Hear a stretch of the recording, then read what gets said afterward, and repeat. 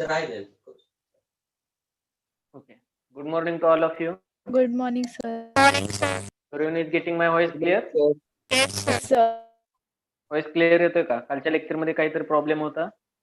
YouTube वरती Clear मी पाहिले येतोय, मी sir. साऊंडला थोडासा प्रॉब्लेम होता. प्रत्येकाला क्लिअर येतोय? Yes, sir. फ्रेम क्लिअर आहे का? फ्रेम क्लिअर आहे?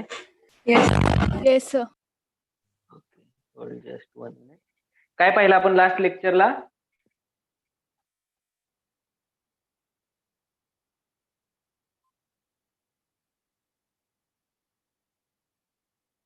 ओके. सो लास्ट लेक्चरला आपण मॉलिक्युलर फॉर्म्युला डिटरमाइन करण्यासाठीच्या काही स्टेप्स पाहिल्या होत्या. मॉलिक्युलर फॉर्म्युला डिटरमाइन करण्याच्या काही स्टेप्स पाहिल्या होत्या. तर त्याच्यामध्ये सांगितलं होतं मी तुम्हाला 1 बाय 1 काही स्टेप्स दिल्या होत्या. ज्यावेळी एक्झॅक्ट आपण प्रॉब्लेम सॉल्व्हिंग करणार आहे त्याच वेळी ते तुम्हाला काय होणार आहे ते स्टेप्स लक्षात येणार आहेत. तर आपण डायरेक्टली काय करूयात या लेक्चरला प्रॉब्लेम घेऊयात. बुक मध्ये एक प्रॉब्लेम दिलेला आहे पहा. प्रॉब्लेम घेतल्यानंतर जसं मॅथमॅटिक्सचं आहे सिम्पली तुम्ही काय करता step by step problem solve करत जातात तसंच सेम करायचं आहे या केसमध्ये. इथं तुम्हाला फक्त प्रॉब्लेम सॉल्व्हिंग करायचं आहे. जेवढी प्रॅक्टिस कराल तेवढंच लक्षात राहील. तुम्ही स्टेप्स वगैरे वाचत बसायच्या नाहीत. स्टेप्स जर तुम्ही वाचत बसला यानंतर हे करायचं आहे त्याच्यानंतर ते करायचं ते जर तुम्ही रीड करत बसलात किंवा ते माइंड मध्ये थोडंसं सेट करत बसलात तर या गोष्टी होणार नाहीत. त्याच्यासाठी तुम्हाला मल्टिपल प्रॉब्लेम सॉल्व्हिंगची प्रॅक्टिस पाहिजे. जास्तीत जास्त प्रॉब्लेम सॉल्व्ह केले पाहिजेत. आपोआप प्रॅक्टिसने ते बाय प्रॅक्टिस काय होऊन जाणार आहे तुम्हाला ते तुमच्या माइंड मध्ये फिट होऊन जाणार आहे. Take a problem. A compound contains 4.07% of hydrogen. एक कंपाऊंड दिलेला आहे तुम्हाला. ठीक आहे. कोणताही कंपाऊंड असेल याचा मॉलिक्युलर फॉर्म्युला तुम्हाला माहित नाहीये. कंपाऊंड कोणता आहे ते माहित नाही का तर तेच आपण काय करतोय डिटरमाइन करतोय. मॉलिक्युलर फॉर्म्युलात काय करत आहोत आपण डिटरमाइन करत आहोत या केसमध्ये. Okay. So it contains 4.07% of hydrogen. काय काय दिलंय बघा शॉर्ट फॉर्म मध्ये लिहितोय मी 4.07% ऑफ हायड्रोजन. हायड्रोजनचं पर्सेंटेज दिलंय. पर्सेंटेज कंपोजिशन दिलेलं आहे. Percentage composition. Then next 24.27% of carbon. 24.27% of carbon. कार्बनचं पर्सेंटेज दिलेलं आहे. आणि काय दिले पहा क्लोरीन दिलेलं आहे 71.65. 71.65% ऑफ क्लोरीन. क्लोरीनचं पर्सेंटेज दिलेलं आहे. मोलार मास दिलेलं आहे. It's molar mass is 98.96 gram. Molar mass दिलेलं आहे कंपाऊंडचं. Write down the given things. Molar mass 98.96 gram per mole. एका मोल साठीचं मास दिलेलं आहे. ऍटॉमिक मासेस दिलेले आहेत तुम्हाला. ऍटॉमिक मासेस हे दिलं जातं. ऍटॉमिक मासेस हे प्रॉब्लेम मध्ये दिलं जातं जर डिटेल मध्ये आपल्याला प्रत्येक डिजिट घ्यायचा असेल तर. आणि नाही दिलं तर आपल्याला जे जनरल माहित आहेत 1 फॉर हायड्रोजन, 12 फॉर कार्बन आणि 35.5 फॉर क्लोरीन हे आपण काय करणार जे आपल्याला माहित आहे तेच आपण काय करणार कन्सिडर करणार आणि त्याच्याने प्रॉब्लेम सॉल्व्ह करणार. पण जर दिले असतील एक्झॅक्ट व्हॅल्यू ऍटॉमिक मासेसच्या तर तेच मास एक्झॅक्ट ते पॉईंट नंतर 3 डिजिट मध्ये का 4 डिजिट मध्ये ते काय करायचं जसंच्या तसं युज करायचं प्रॉब्लेम मध्ये. तर मासेस काय दिले आहेत पहा 1.008 हायड्रोजन साठी असेल 1.008 हे असतं ऍटॉमिक मास युनिट मध्ये. देन कार्बन साठी एक्झॅक्ट 12. कार्बनचं चेंज नाही होत पहा का तर कार्बनच स्टँडर्ड आहे. आणि क्लोरीन साठी पण तुम्हाला मास दिलेला आहे 35.453. हे ऍटॉमिक मासेस दिलेले आहे. विचारले काय मॉलिक्युलर फॉर्म्युला.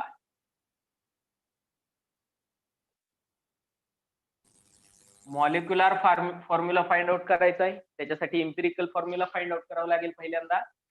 गिवन डाटा समजलाय का पहा. एक कंपाऊंड दिलेला आहे. कोणताही कंपाऊंड. मॉलिक्युलर फॉर्म्युला त्याचा आपल्याला डिटरमाइन करायचा आहे. मॉलिक्युलर फॉर्म्युला डिसाइड करायचा आहे. पर्सेंटेज कंपोजिशन दिलेलं आहे.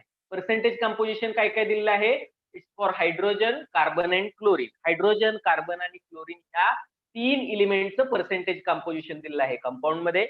त्या कंपाऊंडचं मोलार मास दिलेलं आहे. इट मीन्स 1 मोल जर असेल तर त्याचं 98.96 ग्रॅम एवढं काय होणार आहे मास असणार आहे. आणि ऍटॉमिक मासेस दिले आहेत आपल्याला कॅल्क्युलेशन. करण्यासाठी. हे नाही जरी दिलं तरी आपण करू शकतो. हायड्रोजनचं 1 असतं, कार्बनचं 12 आणि क्लोरीनचं 35.5. हे जे आपलं जनरल आहे ते जनरल मास आपण यूज करणार. जर डिटेलमध्ये स्पेसिफिक दिलं नसेल तर आपण काय करणार, जे जनरल मासेस आपल्याला माहित आहेत ते आपण काय करणार, यूज करणार. आता पहा प्रॉब्लेम सॉल्व्ह करण्याच्या किती स्टेप्स आहेत. प्रॉब्लेम गिवन डाटा समजलं प्रत्येकाला? आर्यन, गौरंगी, कीर्ती, रितिका, स्नेहा, Yes, sir. कृती, प्रत्येकाला समजलंय का? सर. समीक्षा नवीन आहे का? Newly join? Yes sir. पहिले लेक्चर काय करा, युट्यूब वरती पहा, आपल्या चॅनल वरती ग्रुप वरती लिंक शेअर केली जाईल तुम्हाला चॅनलची. तर काय करा, पहिले लेक्चर पहा म्हणजे तुम्हाला लक्षात येईल. नाही तर मधूनच आलं का डायरेक्ट नाही. Okay okay. Molar mass given आहे, मोलार मास दिलेला आहे. आता पहा पहिली स्टेप काय आहे, प्रॉब्लेम सॉल्व्ह करणे. सगळ्यात पहिली स्टेप प्रॉब्लेम सॉल्व्ह करत असताना, ठीक आहे, मी 1 बाय 1 नंबर टाकून तुम्हाला स्टेप्स देतोय. पहिली स्टेप काय असणार आहे पहा, दिलेलं जे काही पर्सेंटेज कॉम्पोजिशन आहे, दिलेलं जे काही पर्सेंटेज कॉम्पोजिशन आहे, percent means how much, percent म्हणजे it's out of 100. Percent means it's out of 100. 100 पैकी किती, याला आपण पर्सेंटेज म्हणतो. म्हणजे सगळ्यांची जर तुम्ही ऍडिशन केली तर ती 100 यायला पाहिजे. ही आपली पहिली स्टेप्स असणार आहे. जर सगळ्यांची ऍडिशन केली तर ती 100 यायला पाहिजे किंवा नियरली इक्वल टू 100 तरी यायला पाहिजे. पण याच्यामध्ये जर काही डिफरन्स आला टोटल कॉम्पोजिशन मध्ये आणि 100% जर होत नसेल तर पहिली स्टेप दिली होती लास्ट शेवटच्या 5 मिनिटांमध्ये, शेवटच्या लेक्चरला लिहून दिलं होतं. पहिली स्टेप काय, जो काही डिफरन्स आहे तो ऑक्सिजन आहे असं कन्सिडर करणार. जो डिफरन्स आहे तो ऑक्सिजन आहे असं कन्सिडर करणार. का तर ऑक्सिजन डिटरमाइन करण्यासाठी वेगळी स्टेप नाही. इलिमेंटरी डिटेक्शन मध्ये आपण काय करत असतो, त्याला ब्रॅकेटमध्ये लिहित असतो. तेव्हा जेवढं काही कमी पडतंय तुम्हाला 100% होण्यासाठी, तो डिफरन्स टोटल कॉम्पोजिशन आणि 100% मधला डिफरन्स तो काय असणार आहे, ऑक्सिजन असणार आहे. पहिली स्टेप काय असणार आहे आपल्या, या पर्सेंटेज कॉम्पोजिशनची काय करणार, ऍडिशन करणार. पर्सेंटेज कॉम्पोजिशनची ऍडिशन कशी करणार, डिरेक्टली ऍडिशन करा. 4.07 प्लस 24.27 प्लस 71.65 काय येईल answer? Calculate this. Calculate this. Give me the reply. What will be the answer? What is total percentage composition? Total percentage 99.99. 99. Okay. 99.99. हे काय आहे, nearly, it's nearly equal to 100%. बरोबर का? एवढं calculation मध्ये एरर येऊ शकतो, 0.01 चा एरर येऊ शकतो कॅल्क्युलेशन मध्ये. मग हे जर नियरली इक्वल टू 100 आहे किंवा 100% आहे तर तुम्हाला इथं ऑक्सिजनला कन्सिडर करण्याची आवश्यकता आहे का, नाहीये. पण जर समजा हे तुमचं 60% आलं असतं, 60%, तर तुम्ही काय कन्सिडर केलं असतं, 40% ऑक्सिजन आहे. तुम्ही काय कन्सिडर केलं असतं, 40% ऑक्सिजन आहे आणि त्याला 100%च करायचं. तरच तुम्ही काय करू शकणार आहे, त्याचे कॅल्क्युलेशन करू शकणार आहे. It is clear? पहिली स्टेप क्लिअर? पहिली स्टेप क्लिअर का? दिलेले पर्सेंटेज कॉम्पोजिशन ऍड करा, 100% होत आहेत किंवा नाही हे पहा. जर नसतील होत 100%, त्याच्यापेक्षा कमी होत, जास्त तर होणारच नाही. ओके, जास्त तर होणारच नाही. जर कमी होत असतील 100% पेक्षा, तर जेवढा काही डिफरन्स आहे तेवढा कोण असणार आहे, ऑक्सिजन असणार. तेवढं कोण असणार आहे, ऑक्सिजन. म्हणजे हे जर तुम्हाला फॉर एक्झाम्पल 60-70% मिळालं तर उरलेला 30%, 40% हा ऑक्सिजन असणार आहे. मग ते तुम्ही इथं स्टेप वाढवणार आणि काय लिहिणार, it is not equal to 100%, therefore percentage of oxygen is equal to 100 minus जे काही तुमचं 60, 70, 80% येतं ते तुम्ही काय करणार, त्याच्यातून मायनस करणार आणि जे काही फायनल आन्सर मिळतो तुम्हाला 20%, 25%, 30% हा काय असणार आहे, ऑक्सिजन असणार आहे. मग इथं ऑक्सिजनचं पर्सेंटेज काढण्याची स्टेप आपली काय झालेली आहे, इथं संपलेली आहे. आता पहा, जे पर्सेंटेज कॉम्पोजिशन दिलेलं आहे, जे पर्सेंटेज कॉम्पोजिशन दिलेलं आहे याचं कन्व्हर्जन आपल्याला कशामध्ये करायचं आहे, ग्रॅम मध्ये करायचं आहे. जे पर्सेंटेज कॉम्पोजिशन दिलेलं आहे याचं कन्व्हर्जन आपल्याला कशामध्ये करायचं आहे, ग्रॅम मध्ये करायचं आहे. आता पर्सेंटेज असतं टोटल आउट ऑफ 100. पर्सेंटेज किती असतं, टोटल आउट ऑफ 100. आता ग्रॅम मध्ये जर आपल्याला कन्सिडर करायचं आहे तर आपण ऍज्युम करणार आहे. आपण काय करणार आहे, ऍज्युम करणार आहे. ग्रॅम मध्ये तर दिलेलं नाही आपल्याला, कशात दिलेलं आहे, पर्सेंटेज मध्येच दिलेलं आहे. पण आपल्याला कॅल्क्युलेशन पर्पज साठी, number of moles find out करण्यासाठी मास काहीतरी ग्रॅम मध्ये हवाय. Given mass upon molar mass is equal to number of moles, हा आपला फॉर्म्युला असतो. गिवन मास तर आपल्याला दिलं नाही, पर्सेंटेज मध्ये दिलंय. मग आपण डिरेक्टली काय करणार, या पर्सेंटेजला ग्रॅम मध्ये कन्वर्ट, या पर्सेंटेजला काय करणार, ग्रॅम मध्ये कन्वर्ट करणार. ग्रॅम मध्ये कसं करणार पहा. ग्रॅम मध्ये कन्वर्ट करत असताना जर कंपाऊंड मध्ये आउट ऑफ 100% 4.07% जर हायड्रोजन आहे, तर हेच मी कन्सिडर करू शकतो 100%च्या ऐवजी फक्त ग्रॅम करणार. पर्सेंटच्या ऐवजी फक्त काय करणार, ग्रॅम करणार. जर मी इथं 100%च्या ऐवजी ग्रॅम केलं तर हे पण ऑटोमॅटिकली काय होतील, हे पण ऑटोमॅटिकली ग्रॅम होतील. येते का लक्षात. जर मी 100%च्या ठिकाणी जर ग्रॅम केलं तर हे तिन्ही ऑटोमॅटिकली ग्रॅम मध्ये येतील. जर मी इथं किलोग्रॅम केलं तर हे पण किलोग्रॅम मध्ये येतील. व्हॉल्यूम असेल जर मी इथं लिटर केला तर हे पण ऑटोमॅटिकली कशात येतील, लिटर मध्ये येतील. मग आपल्याला काय करायचं आहे, मोलार मास दिलेला आहे ग्रॅम मध्ये, तर आपण याचं कन्व्हर्जन ग्रॅम मध्ये करणार आहोत.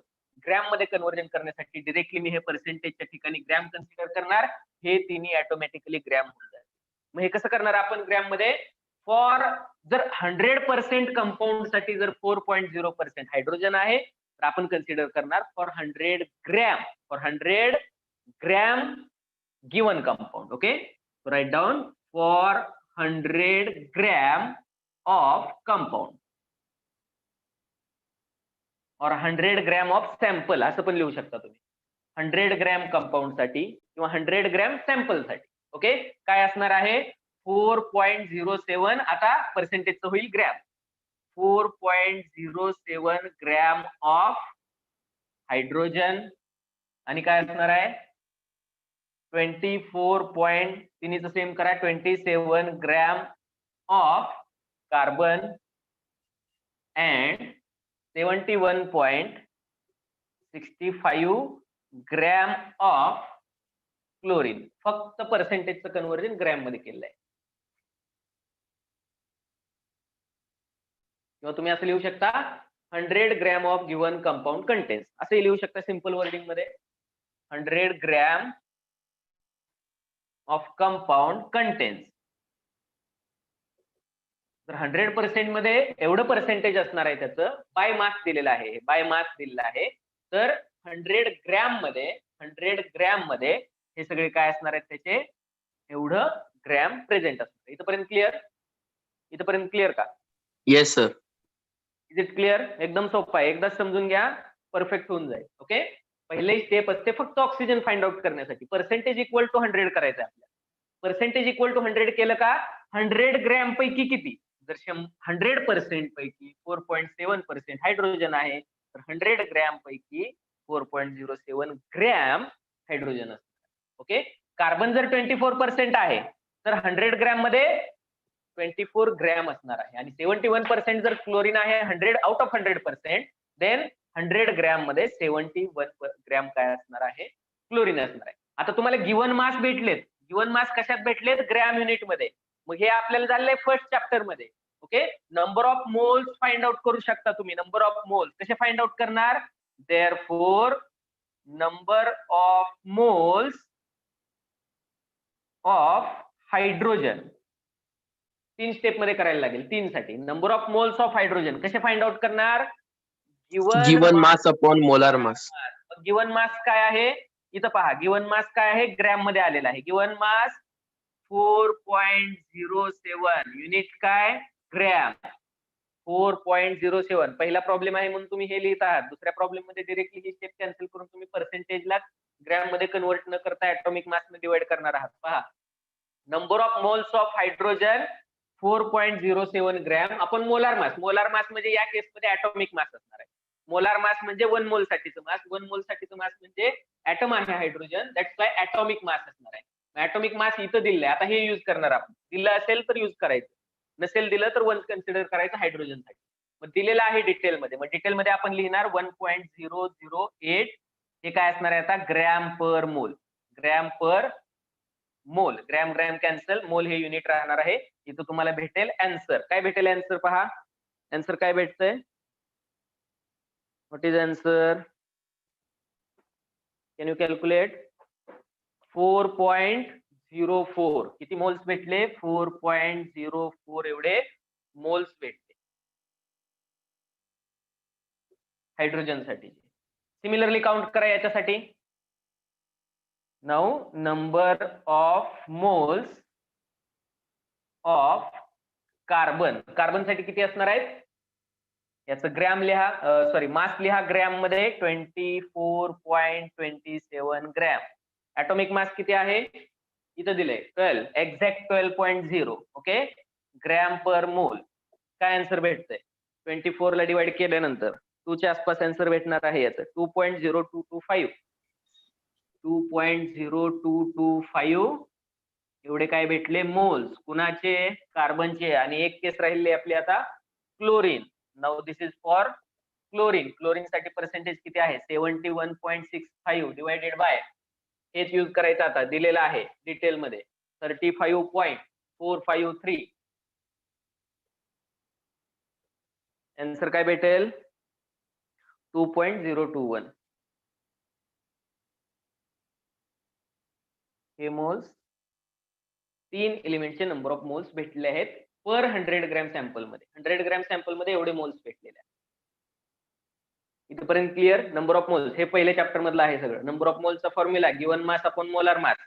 मोलार मास म्हणजे मॉलिक्यूल असेल तर मॉलिक्यूलचं मास ग्रॅम मध्ये, ऍटम असेल तर ऍटमचं मास ग्रॅम मध्ये.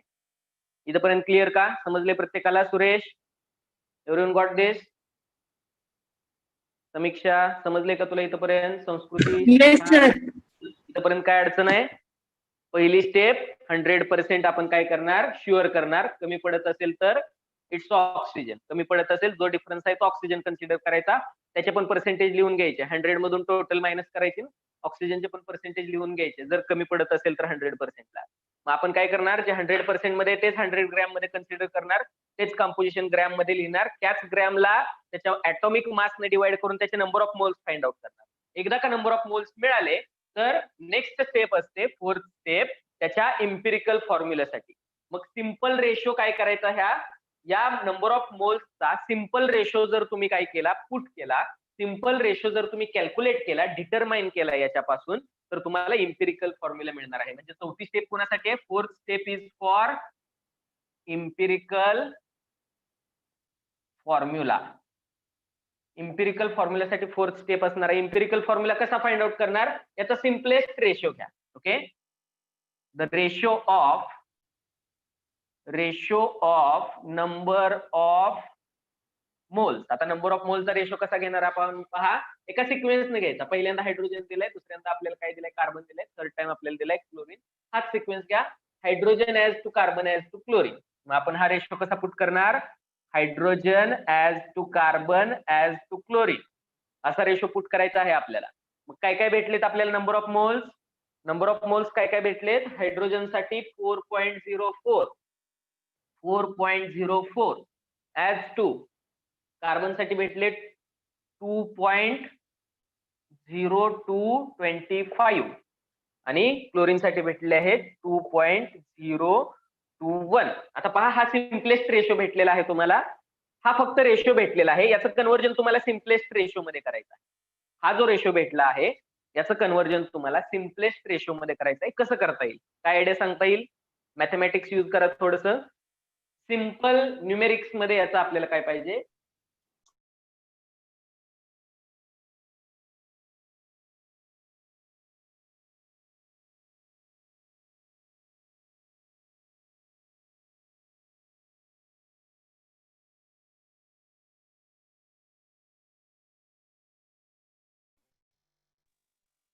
रिप्लाय मी.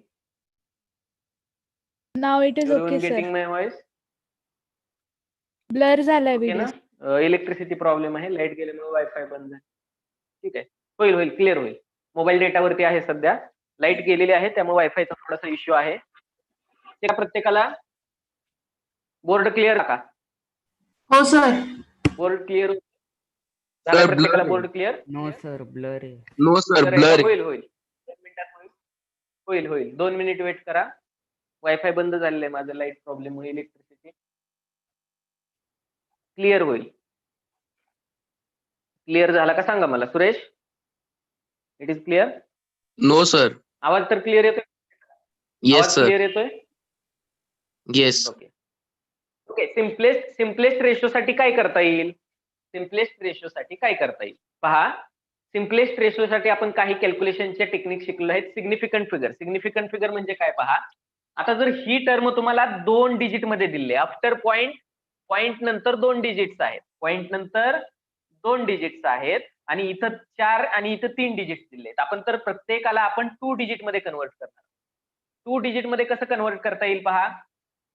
शेवटचा डिजिट काय आहे? शेवटचा डिजिट या केसमध्ये 1 आहे. 1 ला जर मला मिनिमाइज करायचा आहे तर तो 5 किंवा 5 पेक्षा ग्रेटर आहे का नाहीये, म्हणून तो काय होईल, डायरेक्ट इलिमिनेट होईल. ओके, या केसमध्ये पहा 5 आहे, 5 आहे म्हणजे या 5 ला इलिमिनेट करताना मला या 2 मध्ये काय करावं लागेल, 1 ची ऍडिशन करावी लागेल. बरोबर का? बरोबर Yes, का? सर. ओके, मग हा 5 मी इलिमिनेट केला, या 2 ला मी 3 बनवला. हा पण इलिमिनेट करायचा आहे मला. आता 3 तर डायरेक्ट इलिमिनेट करू शकतो. म्हणजे शेवटचे 2 डिजिट 25 जे होतं ते इलिमिनेट केलं. ओके, आता हा काय झालेला आहे, थोडासा प्रत्येक 2 डिजिट आलेला आहे. आता इथं जर सिंपल होल नंबर रेशो जर तुम्हाला पाहिजे असेल तर याच्यामध्ये एकच टेक्निक यूज करायचं. इथं जर तुम्हाला सिंपल होल नंबर रेशो पाहिजे असेल तर टेक्निक काय यूज करायचं, सगळ्यात छोटी फिगर शोधायची. 3 मधली सगळ्यात छोटी फिगर शोधायची. 3 असतील, 4 असतील, किती असतील, जेवढे एलिमेंट आहेत तेवढा हा रेशो येणार आहे. जी सगळ्यात छोटी फिगर आहे तिने सगळ्याला डिवाइड करा. त्यामुळे काय होईल, समजा ही जर छोटी फिगर आहे, हिने जर याला डिवाइड केलं तर आन्सर काय भेटतो, 1 भेटतो. मग एकदा का 1 भेटलं तर आपल्याला सिम्पलेस्ट रेशो भेटतो. आणि जर हे करून पण सिम्पलेस्ट नाही भेटला, फॉर एक्झाम्पल पहा, जी सगळ्यात छोटी फिगर आहे त्याने प्रत्येकाला डिवाइड करा, म्हणजे व्हॅल्यू चेंज नाही होणार. सेम नंबरने तिन्हीला मल्टिप्लाय करा, व्हॅल्यू चेंज होत नाही, रेशो चेंज होत नाही. सेम नंबरने तिन्हीला डिवाइड करा, रेशो चेंज होत नाही. ओके, मग जी सगळ्यात छोटी फिगर आहे 2.02, याने मी काय करतोय, सर्वांना या 3च्या 3 फिगरला मी काय करतोय, डिवाइड करतो. 2.02 काय आन्सर भेटेल सांगा मला. आन्सर काय भेटेल पहिला सांगा. What is answer? 2.02. काय आन्सर भेटेल? ओके, 2.02 आणि 4.04 म्हणजे एक्झॅक्ट डबल आहे. म्हणजे 2 as 2 डिवायडेशन करा, 1 as 2 1. काय रेशो भेटला? 2 as 2 1 as. बरोबर का? सिंपल रेशो भेटला का? समजा इथं जर तुम्हाला काहीतरी 2.5 भेटलं असतं, म्हणजे ऑड नंबर भेटला असता, जर तुम्हाला काय मिळालं नसता, होल नंबर जर नसता मिळाला, तर तुम्ही काय केलं असतं, याला परत एखाद्या कोएफिशियंटनं मल्टिप्लाय केलं असतं आणि त्याचे डबल केलं असतं, जेणेकरून सगळे आपले होल नंबर मध्ये यावे. जर 2.5 आलं असतं तर आपण 2 न मल्टिप्लाय केलं असतं, याचं 5 झालं असतं, याचं 2 झालं असतं, याचं 2 झालं असतं. म्हणजे 5:2:2 असं आपल्याला सिंपल रेशो भेटला असता, जर नाही झालं तर. ओके, मग आता इथं आपल्याला सिंपल होल नंबर रेशो भेटलेला आहे. या रेशोनं रिस्पेक्टिव्ह एलिमेंटला मल्टिप्लाय करायचं. या रेशोनं रिस्पेक्टिव्ह एलिमेंटला मल्टिप्लाय करायचं, तुम्हाला भेटतो इम्पिरिकल फॉर्म्युला. ओके, मग इम्पिरिकल फॉर्म्युला काय असणार आहे? इम्पिरिकल फॉर्म्युला काय असणार आहे? याने याला मल्टिप्लाय केल्यानंतर कार्बन, ओके, हायड्रोजन किती, हायड्रोजन असणार आहे किती, 2 इंटू हायड्रोजन, म्हणजे हायड्रोजनच्या सबस्क्रिप्टला 2 करावं लागेल. कार्बन एकच आहे म्हणून 1 कार्बन. ओके, आणि क्लोरीन पण एकच आहे म्हणून 1 क्लोरीन. हा झाला याचा सिम्पलेस्ट फॉर्म्युला, म्हणजे सिम्पलेस्ट रेशो, त्याला आपण म्हणतो असतो इम्पिरिकल फॉर्म्युला. मग हे लिहिताना आपण कसं लिहितो, कार्बन पहिल्यांदा असतो म्हणून कार्बन, 2 हायड्रोजन आणि सगळ्यात शेवटी आपण हॅलोजन लिहितो. सिक्वेन्स काय असतो, पहिला कार्बन लिहा, नंतर हायड्रोजन लिहा, नंतर ऑक्सिजन लिहा, नंतर असेल तर नायट्रोजन लिहा, असतील तर हॅलोजन लिहा. हा सिक्वेन्स असतो आपला. ऑर्गॅनिक कंपाऊंड रायटिंगची मेथड आहे. म्हणून कार्बन पहिल्यांदा, 2 हायड्रोजन, क्लोरीन, म्हणजे आपल्याला इम्पिरिकल फॉर्म्युला भेटलेला आहे CH2Cl. इम्पिरिकल फॉर्म्युला काय भेटलेला आहे, CH2Cl. काय डाऊट आहे इथपर्यंत? इथपर्यंत डाऊट आहे का? No, sir. इथपर्यंत डाऊट आहे empirical formula find No, out करायचं. sir. हे तर तिसरी स्टेपच पूर्ण पहिल्या चॅप्टर मधले. याचे भरपूर प्रॉब्लेम आपण सॉल्व्ह केले. फक्त सिंपल मेथड काय सांगितली होती तुम्हाला, पहिली स्टेप 100% टोटल येते का चेक करा. जर 100% येत नसेल टोटल, तर जो राहिलेला आहे तो ऑक्सिजन आहे. ऑक्सिजनचं पर्सेंटेज देऊन टाका. जर नसेल 100% टोटल तर ऑक्सिजनचं पर्सेंटेज फाइंड आउट केलं. दुसरी स्टेप काय, 100 ग्रॅमचं कन्व्हर्जन आपण 100%चं कन्व्हर्जन आपण 100 ग्रॅम मध्ये करतो. जे काही रिस्पेक्टिव्ह आहेत ते आपण ग्रॅम मध्ये घेतो, त्यालाच त्याच्या ऍटॉमिक मासने डिवाइड करतो. ऍटॉमिक मासने त्यालाच लगेच काय करतो आपण, डिवाइड करतो. ऍटॉमिक मासने डिवाइड केल्यानंतर आपल्याला भेटतात नंबर ऑफ मोल्स. हे सगळं पहिल्या चॅप्टर मध्ये झालंय. नंबर ऑफ मोल्स जर का एकदा भेटले आपल्याला, तर नंबर ऑफ मोल्स करून आपण एक सिंपल रेशो पुट करतो. इथं मॅथमॅटिक्स युज केलं थोडंसं. मॅथमॅटिक्स काय युज केलं आपण, व्हॉट इज मॅथमॅटिक्स, काय युज केलेलं आहे पहा. मॅथमॅटिक्स, जी सगळ्यात छोटी टर्म आहे त्याने प्रत्येकाला डिवाइड करायचं, म्हणजे आपल्याला काय भेटतो, सिंपल रेशो. मग हा ratio with respect to these element, मग याचे ऍटम्स मल्टिप्लाय करायचे त्याने, तो भेटेल आपल्याला इम्पिरिकल फॉर्म्युला. इथपर्यंत काय डाऊट आहे? इम्पिरिकल फॉर्म्युला फाइंड आउट करण्यापर्यंत काही डाऊट आहे का? No sir. नाही ना? हे घेतलंय का तुम्ही लिहून? सर मला एक डाऊट होता, म्हणजे मला ना Yes. स्टार्टिंग मध्ये आपण तुम्ही ॲटॉमिक मास हे सिंगल डिजिट का नाही घेतलं? तुम्ही असं म्हणजे 3 डिजिट पर्यंत का घेतलंय atomic mass? Atomic mass 3 digit मध्ये याच्यासाठी घेतलं बाळांनो, कारण आपल्याला ऍटॉमिक मास प्रॉब्लेम मध्ये दिलंय. एक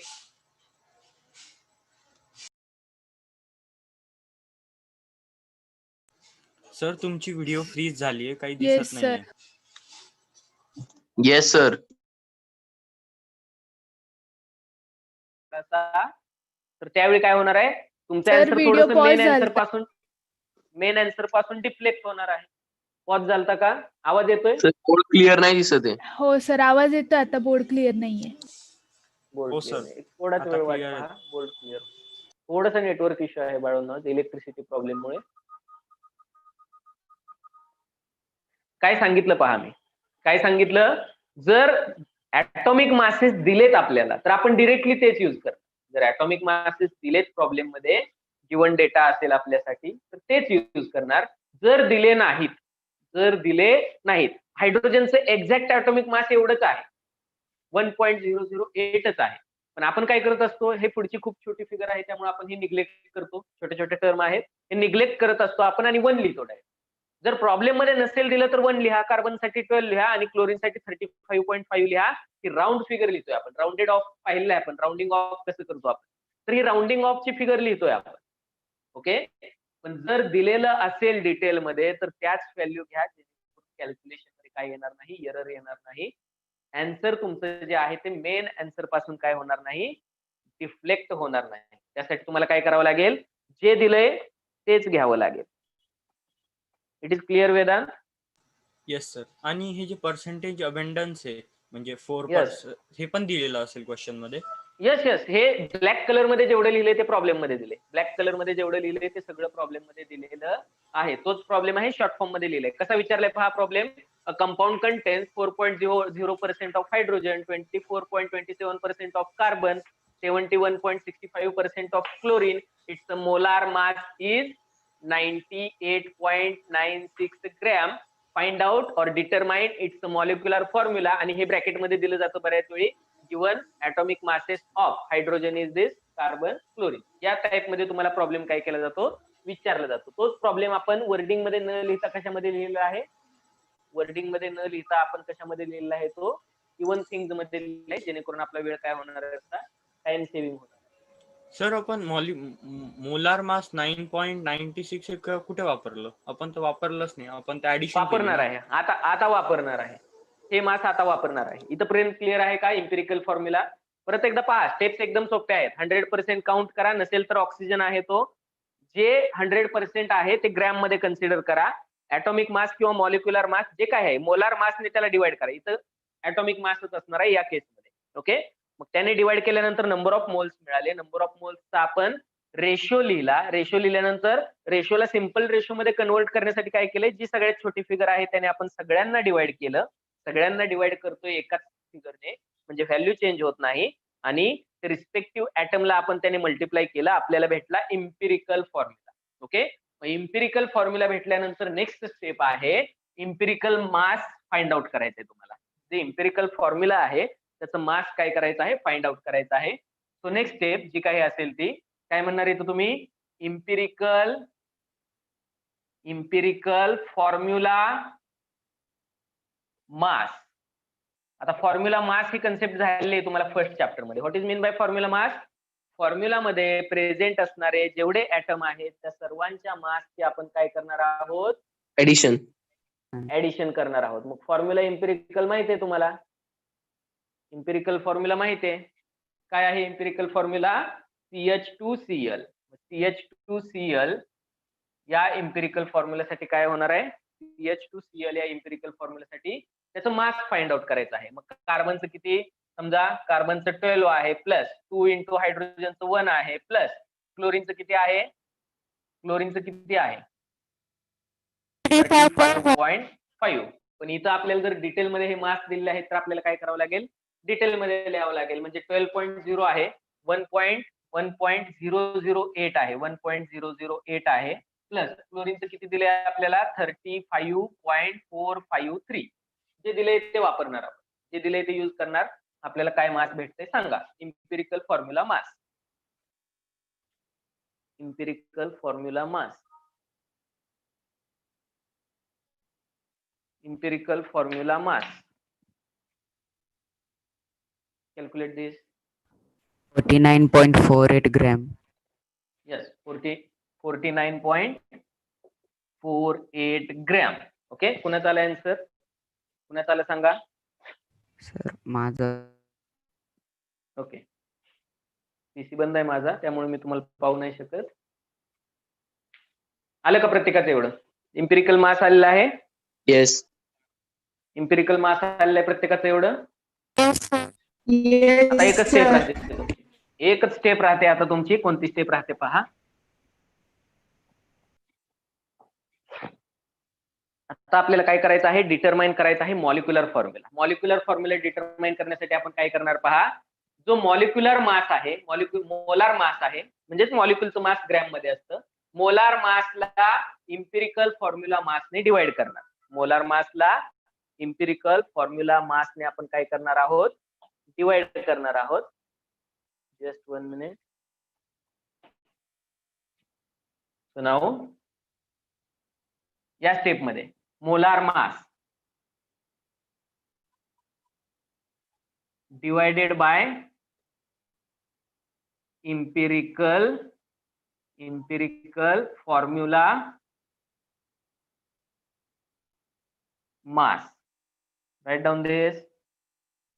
molar mass divided by empirical formula mass. Sir या फॉर्म्युलाने काय भेटणार? सांगतो ना तुम्हाला काय भेटेल. याने भेटते आपल्याला आर ची व्हॅल्यू, एक कन्व्हर्जन फॅक्टर भेटतो. आपल्याला काय भेटतो, एक कन्व्हर्जन फॅक्टर भेटतो. मोलार मास काय आहे 98.96 divided by formula empirical formula मास 49.48. म्हणजे आपण जो सिम्पलेस्ट रेशो घेतो त्याचा इम्पिरिकल फॉर्म्युला बनतो. इम्पिरिकल फॉर्म्युला आणि मॉलिक्युलर फॉर्म्युला ह्याच्यामध्ये नेहमी सिंपल होल नंबरचा काय असतो, मल्टिप्लिकेशन फॅक्टर असतो. फॉर एक्झाम्पल पहा, एखादा कंपाऊंड ए चे 2 मॉलिक्युल आहेत, बी चे 2 मॉलिक्युल आहेत, सी चे 2 ऍटम आहेत. ए चे 2 ऍटम आहेत, बी चे 2 ऍटम आहेत, सी चे 2 ऍटम. तर हा झाला त्याचा एक्झॅक्ट मॉलिक्युलर फॉर्म्युला. हा काय बनला त्याचा एक्झॅक्ट मॉलिक्युलर फॉर्म्युला बनला. पण याचा जर इम्पिरिकल टू 1:1:1 हा काय झाला, सिम्पलेस्ट रेशो. हा असतो इम्पिरिकल फॉर्म्युला, हा असतो मॉलिक्युलर फॉर्म्युला. ओके, किंवा हा असा असू शकतो A3B3C3. ओके, आणि एबीसी हा जर इम्पिरिकल फॉर्म्युला आहे तर 1:3 म्हणजे 3 हा याचा काय झाला, कन्व्हर्जन फॅक्टर झाला. ज्यावेळी तुम्ही इम्पिरिकल फॉर्म्युलाला 2, 3, 4, 5 यांनी मल्टिप्लाय करता त्यावेळी तुम्हाला काय भेटत असतो, मॉलिक्युलर फॉर्म्युला भेटत असतो. ओके, तो कन्व्हर्जन फॅक्टर आपण इथे डिसाइड करतो. Okay, molar mass divided by empirical formula mass, you will get value of R. Therefore या कन्व्हर्जन फॅक्टरला स्मॉल आर म्हणतात. ओके, याचं कोणतंही असं नाव नाहीये, फक्त हा कन्व्हर्जन फॅक्टर आहे एका स्टेप पुरता. ओके, स्मॉल आर हा रेशो असतो इम्पिरिकल फॉर्म्युलाचा आणि मॉलिक्युलर फॉर्म्युलाचा. काय भेटलं याचं डिवायडेशन केल्यानंतर आपल्याला 2 ही व्हॅल्यू भेटते. 2. जी आर ची व्हॅल्यू भेटते त्यानं इम्पिरिकल फॉर्म्युलाला काय करायचं, मल्टिप्लाय करायचं. जी आर ची व्हॅल्यू भेटते, कन्व्हर्जन फॅक्टर जो भेटतोय, मल्टिप्लिकेशन फॅक्टर जो भेटतोय, त्याने तुम्ही याला काय करणार, मल्टिप्लाय करणार. मग जर तुम्ही मॉलिक्युलर फॉर्म्युला डिसाइड करताय, therefore molecular formula is equal to, therefore molecular formula is equal to R into empirical formula. Write down this, R into empirical formula. R into small r into empirical formula.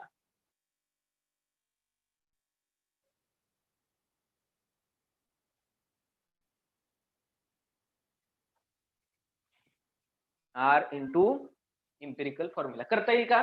जसं maths मध्ये multiplication करतोय तसंच multiplication करायचं आहे. C2H4Cl2. Empirical formula काय आहे, CH2Cl आहे.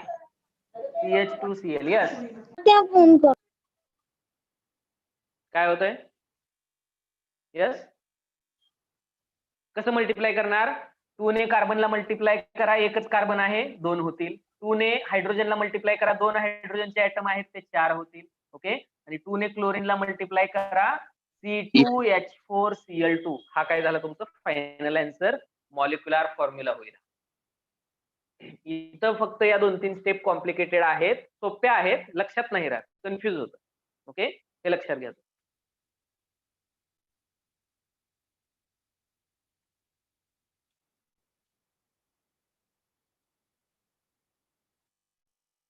Screen clear आहे का प्रत्येकासाठी? Sir yes sir. थोडा इलेक्ट्रिसिटीचा प्रॉब्लेम आहे, तेच मी ट्राय करतोय पीसी स्टार्ट करण्याचा, त्यामुळे थोडे डिस्टर्बन्स येत आहेत.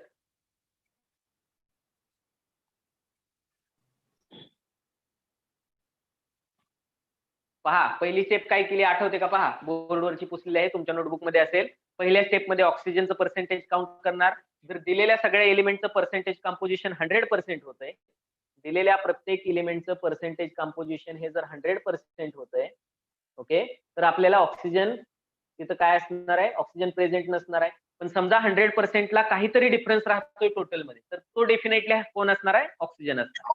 म्हणजे काही 100% टोटल होण्यासाठी कमी पडतंय तेवढा ऑक्सिजन आहे. Percentage of oxygen find out करायचा. ओके, 100 मधून टोटल मायनस करायची, टोटल पर्सेंटेज 100 मधून मायनस करायचं, तेवढा झाला तो ऑक्सिजन. जे पर्सेंटेज मध्ये कंपोजिशन आहे ते ग्रॅम मध्ये कन्सिडर करणार आपण. ग्रॅम मध्ये कन्सिडर केल्यानंतर त्या प्रत्येक रिस्पेक्टिव्ह एलिमेंटच्या ॲटॉमिक मासने त्याला डिवाइड केलं तर given mass upon molar mass, given mass upon atomic mass आपल्याला भेटतात number of moles. Number of मोल्सचा आपण काय केला? सिंपल रेशो पुट केला विथ रिस्पेक्ट टू एक सिक्वेन्स मेंटेन करायची. जशी आपल्याला दिलेत तशी एक सिक्वेन्स मेंटेन केली आपण आणि त्याच्यानुसार त्याचे नंबर ऑफ मोल्स पुट केले. नंबर ऑफ मोल्स त्याचे जर आपण या ठिकाणी पुट करतोय तर याच्यामध्ये सिंपल होल नंबर रेशो प्रत्येक वेळेला दिसणार नाही. मग simple whole number ratio find out करण्यासाठी एक सिंपल मॅथमॅटिक्सची ट्रिक यूज करणार आपण. सगळ्यात छोटी जी फिगर आहे ती बघायची 3 मधली. जी छोटी फिगर आहे तिनं सगळ्याला डिवाइड करा. सगळ्यांना जर तुम्ही डिवाइड करताय त्या सेम फिगरने तर त्याचा रेशोची व्हॅल्यू चेंज होत नाही, because it is the same figure. Okay, मग आपल्याला भेटतो सिंपल होल नंबर रेशो. यानं त्या रिस्पेक्टिव्ह ॲटमच्या संख्येला मल्टिप्लाय करा. रिस्पेक्टिव्ह ॲटमच्या संख्येला मल्टिप्लाय केलं, जो भेटतोय सिम्पलेस्ट रेशो वरून फॉर्म्युला, त्याला म्हणतात empirical formula. It is called as empirical formula. Definition आठवते का? Empirical formula is the simplest ratio of atoms of elements consisting in a particular compound. म्हणजे सिम्पलेस्ट रेशो असतो ऍटमचा, तो रेशो भेटला. सिम्पलेस्ट रेशो आणि मॉलिक्युलर फॉर्म्युला ह्याच्यामध्ये एक कोणता तरी कन्व्हर्जन फॅक्टर असतो. तो 2 असतो, 3 असतो, 4 असतो, काही असेल. ओके, तो फाइंड आउट करायचा आहे. त्या कन्व्हर्जन फॅक्टरला सिम्पली आर म्हणणार. तो कसा फाइंड आउट करणार? इम्पिरिकल फॉर्म्युला मासने मोलार मासला डिवाइड करायचं. मग इम्पिरिकल फॉर्म्युला जो आलाय त्याचं मास पहिल्यांदा कॅल्क्युलेट करून घ्या. ओके, त्याने दिलेल्या मोलार मासला काय करा? डिवाइड करा. दिलेल्या मोलार मासला डिवाइड केल्यानंतर कन्व्हर्जन फॅक्टर भेटला आर. आर ची जी व्हॅल्यू आहे तिने या इम्पिरिकल फॉर्म्युलाला मल्टिप्लाय करा, तुम्हाला भेटेल मॉलिक्युलर फॉर्म्युला. याच्यापेक्षा वेगळी स्टेप या प्रॉब्लेम मध्ये नाहीये. काय डाऊट आहे अजून कुणाला? आणखी काही डाऊट आहे का? कीर्ती, रितिका, समीक्षा, नेहा, सुरेश, तनिषा, नाही Vedant, sir. No sir. No sir. Aryan, Gaurangi आहे No, डाऊट? sir. बघा आणखी एक प्रॉब्लेम घेऊयात आपण. येस, कुणाला डाऊट आहे? No sir. Vedant, Aryan, are you got this? Yes Sir, sir. sir. R म्हणजे रेशो का? आर म्हणजे हा कन्व्हर्जन फॅक्टर आहे. आर ला स्पेसिफिक अशी टर्म नाहीये इथं, हा फक्त सिंगल एका स्टेप पुरता युज करतोय आपण. आर म्हणजे इम्पिरिकल फॉर्म्युला आणि मॉलिक्युलर फॉर्म्युला याच्यामधला मल्टिप्लिकेशन फॅक्टर असतो किंवा या दोन्ही मधला रेशो असतो. इम्पिरिकल फॉर्म्युला आणि मॉलिक्युलर फॉर्म्युला याच्यामधला काय असतो? रेशो असतो. कन्सेप्ट क्लिअर नसेल तर अजून एकदा पहा. जर मी तुम्हाला असा कंपाऊंड दिला, समजा कार्बन याच्यामध्ये 6 आहेत, हायड्रोजन 9 आहेत आणि ऑक्सिजन परत 6 आहेत. हा झाला मॉलिक्युलर फॉर्म्युला. याचा इम्पिरिकल फॉर्म्युला कसा सांगता येईल? इम्पिरिकल फॉर्म्युला कसा होईल? 6H9O6. 2s2 फॉर्म्युला 2s2 म्हणजे मी सिम्पलेस्ट केलं 2s2 3s2 भेटला. म्हणजेच काय भेटला? आणि 2 ने ऑक्सिजनला मल्टिप्लाय करा O2 C2H3O2 हा तुम्हाला भेटला इम्पिरिकल फॉर्म्युला. मग इम्पिरिकल फॉर्म्युला आणि मॉलिक्युलर फॉर्म्युला याच्यामध्ये काय असतो, एक कन्व्हर्जन फॅक्टर असतो R. इथं R ची व्हॅल्यू किती असेल, किती व्हॅल्यू 3 ने डिवाइड केले तुम्ही, म्हणून R ची व्हॅल्यू काय असेल 3 ने मल्टिप्लाय करा. याला ज्यावेळी तुम्ही R च्या व्हॅल्यूने मल्टिप्लाय करता म्हणजेच 3 ने मल्टिप्लाय करता त्यावेळी तुम्हाला कोण भेटत असतो, मॉलिक्युलर फॉर्म्युला. हा फक्त मॉलिक्युलरचा सिम्पलेस्ट रेशिओ असतो. एक कोण असतं, नंबर मध्ये प्रोपोर्शन असतं आणि नंबर ऑफ मोल्स म्हणजेच ऍटम्स. नंबर ऑफ मोल्स म्हणजे मॉलिक्यूल, नंबर ऑफ मोल्स म्हणजेच ऍटम्स. जर ऍटम्स प्रेझेंट असतील तर ऍटम्स. ओके, मग जेवढे ऍटम्स आहेत त्याचा एक सिंपल रेशिओ, त्याच्यावरून आपण एक्झॅक्ट मॉलिक्युलर फॉर्म्युला काढतो. काय काढतो आपण, exact molecular formula. It is clear Vedant? Yes sir. empirical formula, difference between empirical formula and exact molecular formula.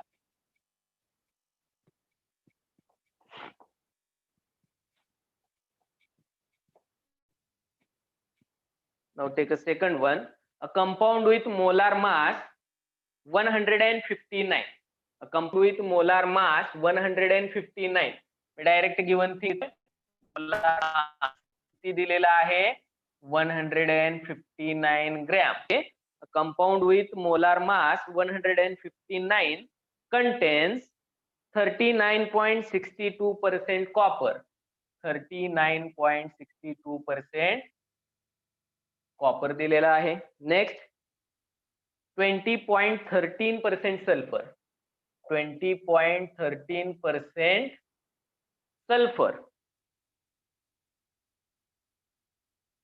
What is the molecular formula? What is its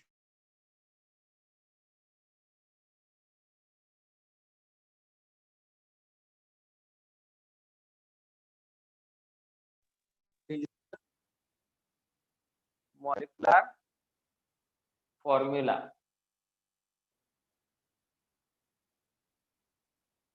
molecular formula काय केलेलं आहे तुम्हाला, molecular formula दिलेला आहे.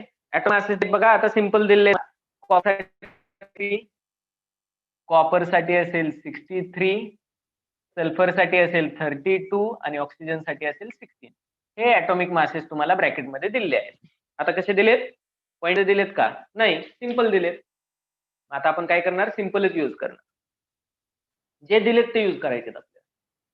आता पहा, दोनच दिले आहेत एलिमेंट, दोन्हीचं पर्सेंटेज कॉम्पोजिशन ऍड केलं का 100% होतंय का, प्रॉब्लेम बघूनच सांगू शकतो आपण, होतंय का, नाही होत. म्हणून percentage of oxygen find out करू शकतो. मग आपलं सोल्युशन काय असेल पहा, सोल्युशन काय असेल, पहिल्यांदा total percentage composition. Total percentage composition काय, 39.62 plus 20.13 is equal to, count करा किती येईल,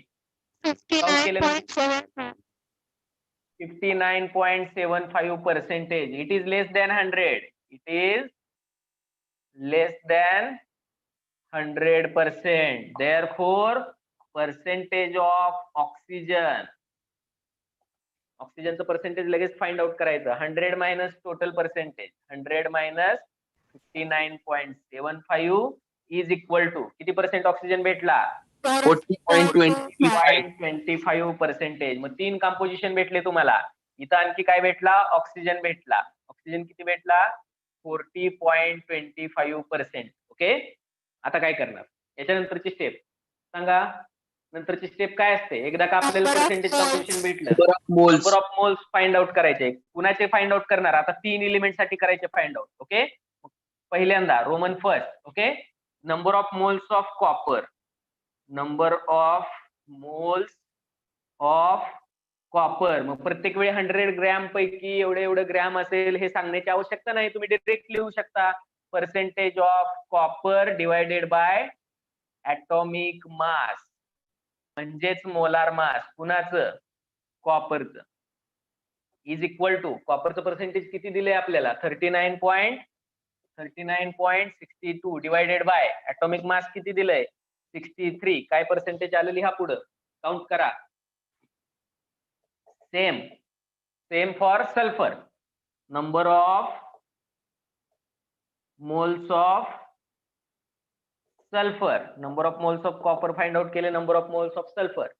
परत तोच formula, percentage of sulphur on atomic mass म्हणजे given mass upon molar mass. 100 gram पैकी एवढं ग्रॅम आहे हे कन्सिडर करणार आपण. तीच स्टेप एक आपण मिस केलेली आहे, ती स्टेप लिहिली नाही. आता आपण डिरेक्ट जम्पिंग मध्ये लिहिणार, तर ते आपल्याला माहित आहे आपण काय करतो. 100 ग्रॅम मध्ये एवढे ग्रॅम असतात. तर 100% मध्ये 39% आहे, तर 100 ग्रॅम मध्ये 39 ग्रॅम असेल. डिरेक्टली पर्सेंटेज लिहा, ॲटॉमिक मास ने डिवाइड करा, तुम्हाला काय भेटेल, नंबर ऑफ मोल्स भेटेल. किती आहे 20.30. 20.13 डिवायडेड बाय सल्फरचं बघा किती आहे 32. काय आन्सर येतं पहा. 2च मिनिट लागतात प्रॉब्लेम सॉल्व्ह करायला. स्टेप्स मोठ्या आहेत म्हणजे प्रॉब्लेम डिफिकल्ट नाहीये, फक्त तेच रिपीटेडली करायचं आहे आपल्याला. ओके. परत number of moles for oxygen. Number of moles of oxygen. Oxygen साठी किती नंबर ऑफ मोल्स असतील, तर percentage of oxygen divided by atomic mass of oxygen. Percentage आपण कॅल्क्युलेट केलेले आहेत किती, 40.25 divided by mass, atomic mass of oxygen 16. सांगा मला आन्सर. कॉपरचे किती मोल भेटले, कॉपरचे किती मोल भेटले, 0.629. 0.69. याचे सल्फरचे किती भेटले, 0.629. 0.629. ठीक आहे. शेवट पहा, ऑक्सिजनचे किती भेटले, ऑक्सिजनचे 16 × 2 32 2.516 एवढे काय भेटले आपल्याला, नंबर ऑफ मोल्स भेटले. नंबर ऑफ मोल्स एकदा का भेटले, नेक्स्ट स्टेप काय असायला पाहिजे आपली, नंबर ऑफ मोल्स भेटल्यानंतर नेक्स्ट स्टेप काय असायला पाहिजे आपली, तो सर्वात छोटा नंबर ऑफ नंबर आहे मोल्सचा त्याच्याने डिवाइड रेशो करा. घ्यायचा. नाही, या नंबर ऑफ मोल्सचा पहिला रेशो लिहिणार तुम्ही. ओके. मग रेशो काय असणार, नंबर ऑफ मोल्सचा रेशो काय असणार, पहिल्यांदा रेशो लिहित असताना हे विसरायचं नाही, कशाचा रेशो लिहिताय विथ रिस्पेक्ट टू, पुढं मागं होऊ शकतो रेशो. मग पहिल्यांदा रेशो काय लिहिणार पहा तुम्ही, copper as to sulphur as to oxygen. Copper as to sulphur as to oxygen. आता सांगा नंबर ऑफ मोल्स किती आहेत कॉपर साठीचे, 0.629. सल्फरचे किती आहेत 0.629. ऑक्सिजनचे किती आहेत 2.516. बरोबर का. आता याला सिम्पलेस्ट रेशो मध्ये कन्वर्ट करण्यासाठी, सिंपल होल नंबर रेशो मध्ये कन्वर्ट करायचंय, काय करणार, डिवाइड बाय स्मॉलर फिगर. कोण स्मॉलर आहे 0.629. मग 0.629 ने डिवाइड केलं, 0.629 ने डिवाइड केलं, 0.629 ने याला पण डिवाइड केलं. पहा काय आन्सर येतं. इथं तर 1 येणार आहे, इथं पण 1 येणार आहे. As to 1 as to 1 as to 6 × 4 24 येतं का लक्षात. 6 × 4 24 4 च्या आसपास येणार आहे किंवा एक्झॅक्ट 4 येणार आहे. पहा 2 × 4 येते का बरोबर. पहा नियरली इक्वल असेल, 4.00 समथिंग येत असेल तर ते निग्लेक्ट करायचं आणि हाच रेशो आहे असं काय करणार आपण कन्सिडर करणार. येतं का 4 येतंय. Yes sir. Yes sir, exact. Yes sir. 6 4 जा 24 म्हणजे 25 आहे, म्हणजे नियरली इक्वल आहे म्हणजे 4 येणार. ओके. जर 4 भेटलं तुम्हाला, ओके, मग याच्यावरून तुमच्या लक्षात येईल ॲटॉमिक मासेस वगैरे आपण जर डिजिट मध्ये दिलेले असतील तर डिजिट मध्ये का लिहितो, तर इथं प्रत्येक ठिकाणी मग आपल्याला राऊंड ऑफ करत बसायला लागतं. येतं का लक्षात. राऊंड ऑफ करण्याऐवजी आपण काय करणार, राऊंड ऑफ करण्याऐवजी दिलेले ॲटॉमिक मासेस घेणार. त्या प्रॉब्लेम मध्ये जसे पर्सेंटेज दिले तसंच ॲटॉमिक मास पण दिलेलं असतं. तर पर्सेंटेज तुम्हाला काय कॉम्प्लिकेटेड दिलंय, ॲटॉमिक मास पण कॉम्प्लिकेटेड दिलं जातं. दोन्हीचं डिवायडेशन झाल्यानंतर होल नंबर मिळतो आपल्याला. याचं डिवायडेशन झाल्यानंतर होल नंबर. हा नंबर प्रत्येक ठिकाणी चुकणार. जर तुम्ही पुढचे 63.5 दिलं असतं, पुढचे 0.5 तुम्ही सोडले असते, इथं आन्सर चुकलं असतं. इथं चुकल्यानंतर नंबर ऑफ मोल्स वेगळे आले असते. नंबर ऑफ मोल्स वेगळे आल्यानंतर इथं परत तुम्हाला राऊंडिंग ऑफ करत बसायला लागलं. काय युज करणार आपण, जे दिले ते युज करायचं प्रॉब्लेम मध्ये. ठीक आहे. आणि जर काहीच दिलं नसेल तर जे आपल्याला माहित आहे ते युज करायचं. मग हा काय झाला, याने जर याला मल्टिप्लाय केलं तर तुम्हाला काय भेटला, इम्पिरिकल फॉर्म्युला. इम्पिरिकल फॉर्म्युला काय भेटला, empirical formula 1 × copper CuSO4. 4 × oxygen CuSO4. Okay. आपल्याला माहित आहे कॉपर सल्फेटचा फॉर्म्युला आहे. ओके. त्याच्यानंतर इम्पिरिकल फॉर्म्युला जसा भेटेल, इम्पिरिकल मास फाइंड आउट करा. इम्पिरिकल फॉर्म्युला मास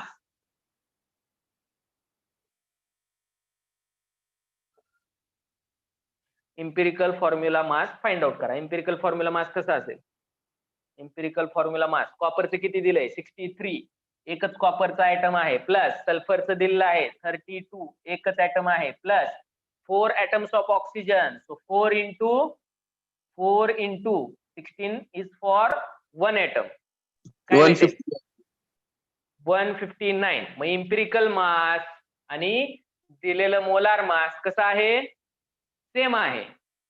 मग molar mass divided by empirical mass केल्यानंतर आन्सर काय भेटतंय? 1. 1. सेम असेल तर 1 ने मल्टिप्लाय करत बसण्याची आवश्यकता आहे का? नाही. आपण काय लिहिणार? मग आपण काय लिहिणार पहा. आपण लिहिणार empirical mass or molar mass. Molar mass is equal to empirical mass. Molar mass is equal to empirical mass. Molar mass is equal to empirical mass. Therefore, answer लिहिण्याची मेथड काय असली पाहिजे बघा आपली. Therefore, molecular formula. Molar mass म्हणजेच molecular mass. Molar mass म्हणजे molecular, एका मॉलिक्युलचं मास असतं. मोलार मास म्हणजे molecular mass. Molecular formula. Therefore molecular formula is equal to empirical mass साठी काय असणार आहे? याच्यावरून काढलेलं मास आहे ते, म्हणून empirical formula. It is empirical formula. Okay. Molecular formula is equal to empirical formula. मग काय झालं? Molecular formula is equal to CuSO4 copper sulphate. जमतील का रे असे प्रॉब्लेम सॉल्व्ह करायला? Yes, sir. जमतील प्रत्येकाला? Yes, sir. Yes sir. प्रत्येकाला हे 2 Yes, प्रॉब्लेम sir. सॉल्व्ह करून दाखवले आहेत. बुकच्या खाली जेवढे प्रॉब्लेम सापडत आहेत, बुकच्या खाली तुम्हाला स्टडीमध्ये जेवढे काही प्रॉब्लेम सापडतील तेवढे या टाईपचे. तिथं मॉलिक्युलर फॉर्म्युला फाइंड आउट करायला सांगितलंय आणि पर्सेंटेज मध्ये कॉम्पोजिशन दिलंय. ब्रॅकेटमध्ये जर तुम्हाला ऍटॉमिक मासेस दिलेत, ओके, तर अशा टाईपचे जेवढे प्रॉब्लेम सापडतायत तेवढे सॉल्व्ह करा. सॉल्व्ह करण्याचा प्रयत्न करा. कुठं काही तुम्हाला जर डाऊट असेल, काही समजलं नसेल, तर ते लगेच तो प्रॉब्लेम मला काय करा, फॉरवर्ड करा. मी तुम्हाला सजेशन देईल. जेवढे प्रॅक्टिस होईल याची तेवढं गरजेचं आहे. प्रॅक्टिस केल्याशिवाय हे होणार नाही. हे सगळं मॅथमॅटिक्स सारखं आहे. ओके. हे झाले आपल्याला नंबर ऑफ मोल्स फाइंड करायचं. हे पहिल्या चॅप्टर मध्ये झाले. याची भरपूर प्रॅक्टिस झाली आहे आपली. गिवन मास आपण मोलार मास, त्यामुळे आपण ती एक स्टेप कॅन्सलच केली. डायरेक्ट पर्सेंटेज मध्ये कॉम्पोजिशन, त्यालाच आपण ऍटॉमिक मासने काय केलं, डिवाइड केलं. या टाइप मध्ये आपण काय केलंय, थोडंसं जम्पिंग मेथडने एक स्टेप आपण इथं कॅन्सल केली. आणि हे लक्षात ठेवायचं शेवटी.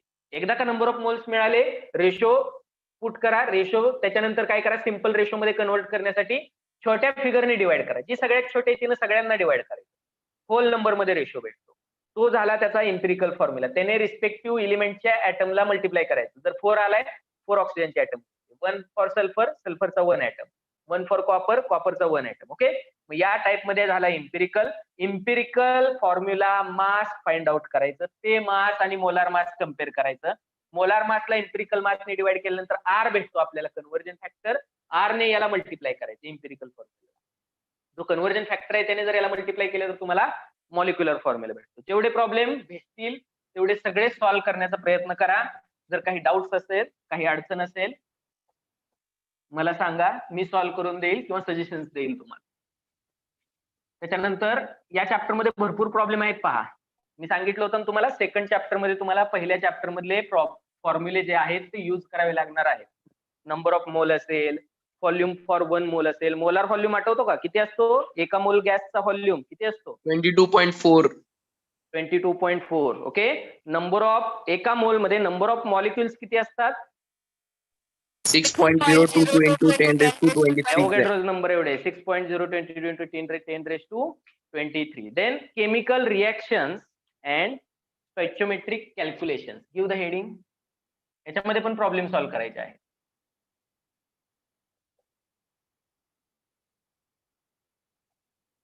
केमिकल रिएक्शन्स अँड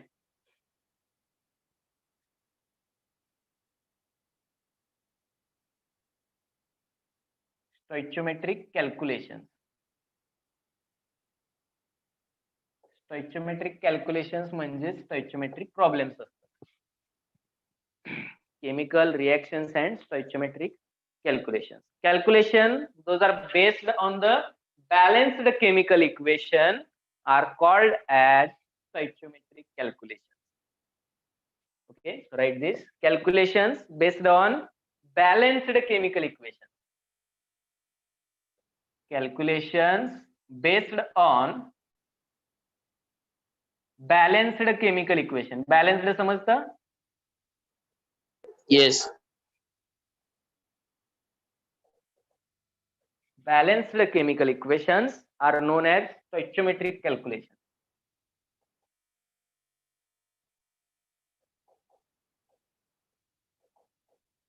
पहिल्यांदाच आला का हा टर्म? स्टॉइचियोमेट्री हा वर्ड झाला होता. स्टॉइचियोमेट्री, रिएक्शन स्टॉइचियोमेट्री No, sir. नव्हता झाला, मग पहिल्यांदाच आहे. स्पेलिंग व्यवस्थित पहा. स्पेलिंग काय आहे? STOICHIO मेट्रिक येतो तुम्हाला spelling. स्टॉइचियोमेट्रिक calculation. Calculations based on balanced chemical equation. Chemical equation balanced कसं असतं माहित आहे आपल्याला? फॉर एक्झाम्पल बघा, हायड्रोजन गॅस म्हणतोय मी, म्हणजे नॅचरली तो H2 असणार आहे. हायड्रोजन गॅस आणि नायट्रोजन गॅस, नायट्रोजन पण N2 च्या फॉर्म मध्ये असतो, हे दोन्ही मिळून अमोनिया बनतो. Means nitrogen gas plus hydrogen gas gives ammonia NH3. या रिएक्शनला बॅलन्स करायचं आहे मला. कसं करणार? नायट्रोजन तर हाफ मॉलिक्यूल नाही घेऊ शकत, N2 च्याच फॉर्म मध्ये असतो. 2 ऍटम नायट्रोजनचे रिएक्टंट साइडला आहेत, प्रोडक्ट साइडला एकच आहे. मल्टी बॅलन्स करताना फक्त कुठं मल्टिप्लाय करायचं? कोणत्याही मॉलिक्युलर फॉर्म्युलेच्या अगोदर. इकडे कन्व्हर्जन करायचं नाही. इथं जर तुम्ही 2 न मल्टिप्लाय केला तर हा मॉलिक्युलर फॉर्म्युला चेंज झाला. त्यामुळे तुम्ही कुठं मल्टिप्लाय करणार? त्याच्या अगोदर प्रिव्हियस स्टेजला त्याच्या कोएफिशियंट फॅक्टरला मल्टिप्लाय करायचं. ओके, 2 नायट्रोजनचे ऍटम होते, इथं 2 करण्यासाठी 2 न मल्टिप्लाय केलं. पण इकडे ज्यावेळी 2 न मल्टिप्लाय करतोय तर नायट्रोजन तर बॅलन्स झाले 2. ओके, पण प्रोडक्ट साइडला 2 × 3 6 हायड्रोजनचे ऍटम झाले. 6 हायड्रोजनचे ऍटम. मग मला याला 6 करायचंय, तर मी काय करणार? इथं 3 न मल्टिप्लाय करणार, म्हणजे N2 + 3H2 gives 2NH3. Balanced chemical इक्वेशनच्या आधारे, okay, based on balanced chemical equation आपल्याला बरीचशी इन्फॉर्मेशन येत असते, म्हणून आपण स्टॉइचियोमेट्रिक कॅल्क्युलेशन करू शकतो. बॅलन्स्ड केमिकल इक्वेशन वरून आपल्याला कोणती इन्फॉर्मेशन येते? आता पहिल्यांदा आपण हे बॅलन्स केलेलं आहे. झालं का बॅलन्स? केमिकल इक्वेशन रिएक्शन झाली का? जेवढे रिएक्टंट साइडला टोटल ऍटम आहेत तेवढे प्रोडक्ट साइडला आहेत का हे चेक करायचं. याला म्हणणार आपण balance. 2 nitrogen 3 × 2 6 hydrogen atom 3 × 2 6 hydrogen atom. Reply me. Balance झालेले आहे का? सर तुमचं ना थोडा नेट इश्यू आहे. माझं इथे ना Yes, पूर्ण sir. लॅग होतोय. काही नीट कळतंय पण बाकीच्यांना येतं voice का break ऐकायला? होतोय. बाकीच्यांना येतो का क्लिअर? सुरेश, रिप्लाय मी. हो सर. Yes, sir. प्रत्येकाला येतोय. वेदांत, मग तू इश्यू असणार आहे. थोडंसं कव्हरेज एरिया बघ कुठं आहे, नेटवर्क जास्त कुठं चांगलं आहे तिथं बस. जर प्रत्येकाला माझा आवाज ब्लर येत असेल किंवा हँग होत असेल तर तो माझा सर मध्ये मध्ये कट होत होता. Yes, sir. मध्ये मध्ये कट होत होता. आता येतोय? आता थोडंसं आज बरोबर आहे. इलेक्ट्रिसिटीचा प्रॉब्लेम झालेला आहे. जनरली होत नाही इलेक्ट्रिसिटीचा प्रॉब्लेम, आजच झालेला आहे. ओके, ठीक आहे. जर एखादा पार्ट कळाला नसेल परत युट्यूब वरती चेक करा, लाईव्ह स्ट्रीमिंग आहे. ठीक आहे, पहा. रिएक्शन बॅलन्स झालेली आहे का? रिएक्शन बॅलन्स झालेली आहे का? रिप्लाय मी. Yes. Yes sir. ठीक आहे. Yes, याच्यावरून sir. इन्फॉर्मेशन मिळते पहा.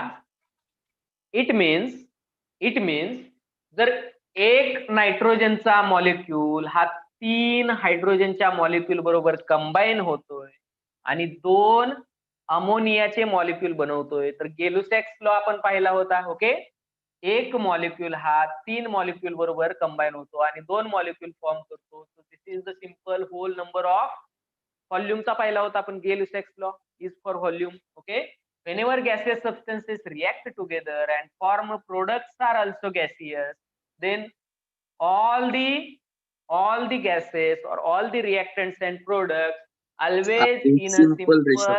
ratio of their volume. Simple ratio of their volume at standard temperature and pressure. Standard temperature and pressure. मग 1:3:2 हा काय झाला? रेशिओ झाला. आता पहा, जर मी याला मॉलिक्यूल कन्सिडर करतोय, जर 1 मॉलिक्यूल असेल तर याचे 3 लागतील, याचे 2 लागतील, रिएक्शन कंप्लीट होण्यासाठी, बॅलन्स होण्यासाठी, बरोबर का? जर 1 च्या ऐवजी मी याचे 2 घेतले तर याचे किती लागतील? 6 लागतील. याचे किती लागतील? याचे किती तयार होतील? 4 तयार होतील. येते का लक्षात? So 1 molecule of nitrogen combines with 3 molecules of hydrogen and produces 2 molecules of ammonia. मग जर 2 असतील तर 6 आणि 4 हा रेशो झाला. जर 100 असतील तर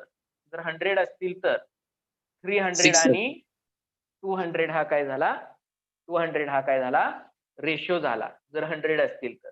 आणि जर 6.022 into 10⁻23 असतील तर 3 into एवढाच नंबर असणार आहे आणि इथं 2 into एवढाच नंबर असणार आहे. It is clear?